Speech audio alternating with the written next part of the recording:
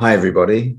This is one of these special moments where we get to speak to one of the award-winning directors from the second edition of the All Asian Independent Film Festival. And I'm very happy to introduce Lars Ostmann, who's talking to us from Berlin. Lars, it's great to meet you. Finally, we never did a question and answer session with you after your film, but so now we've got an opportunity to learn more about you, learn about the film, and go from there. So why don't we start off with telling us a little bit about yourself? Sure. Yeah, it's great to be with you. Me and my team are very grateful for this opportunity to have our film with you. And of course, we're thrilled to have won the award. And so a little bit about myself. I've been living in different countries, really. I went to an international school in Hong Kong a long time ago. I had a scholarship there. And then I lived in London, Germany, of course, where I'm originally from. In Paris also for a while, and then in Tokyo.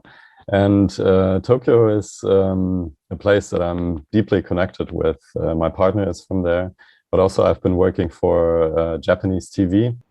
My themes, I'm reflecting a lot about what does modern civilization and what do cities do to us humans, and the internet and all this accumulation of stuff. And for me, it was naturally to go to places where you can feel this the strongest. And Tokyo is one of those places. Really preparing the film took, I think, the longest of the whole process.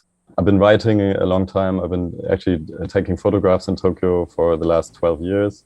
I've been searching for places. And then during the shooting, I've been in Tokyo for about 9 months, spread over 2 years.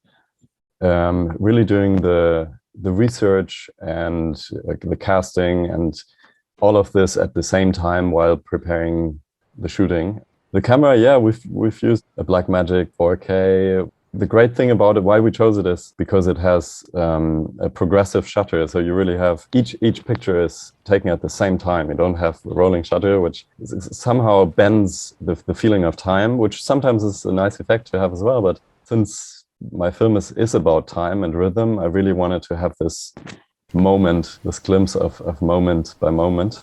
During shooting, sometimes I was even alone. I had an assistant as well. Sometimes I had a lot of people preparing, for example, the mountain hut that you can see in the film. We were working on it with, I think, about 20 people because there was no window inside it. And the window for me was very important. So yeah, and then of course the work with the actor, sometimes it was very intimate. The team got much larger than, again, in post-production, because we had 3 sound designers, several musicians, one composer who was working with the choir, and I was taking part in it as well a bit, helping with the compositions as well.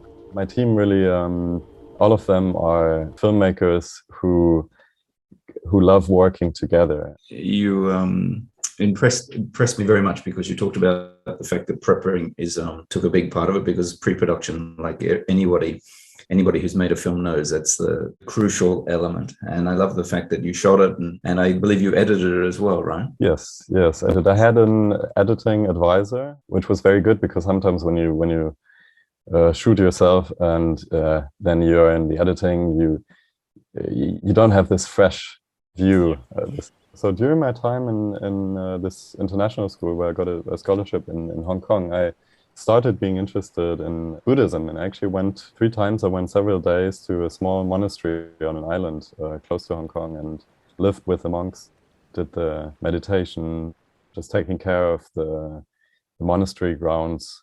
So really being a monk for a few days. That was an experience that has touched me deeply, being in large cities, and especially as a young person, there's so much to do. You don't want to miss anything. It somehow helped me, and still today, I do meditation every day, to be grounded. Since I've been listening to Buddhist talks for a long time, those quotes, they come from many places and many sources. But one of them, for example, is now and always we're standing at the beginning.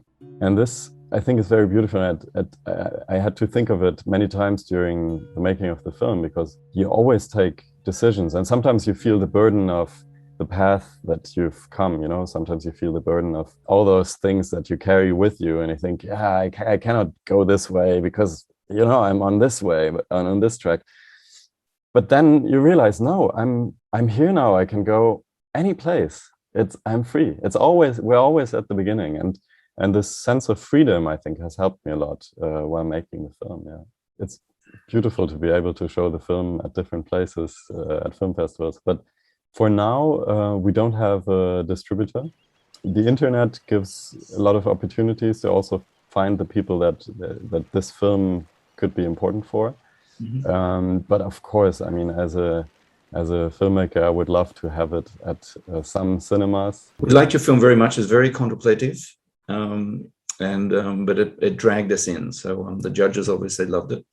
So we'd like to thank you very, very much, and good luck with getting it out on festival and more festivals, and you know, and then hopefully distributed so you can see it in cinemas. Yeah, thank you so much, Scott, and to you and your whole team. It's been a pleasure being with you, and hopefully we'll see each other again. I'm working on new films, so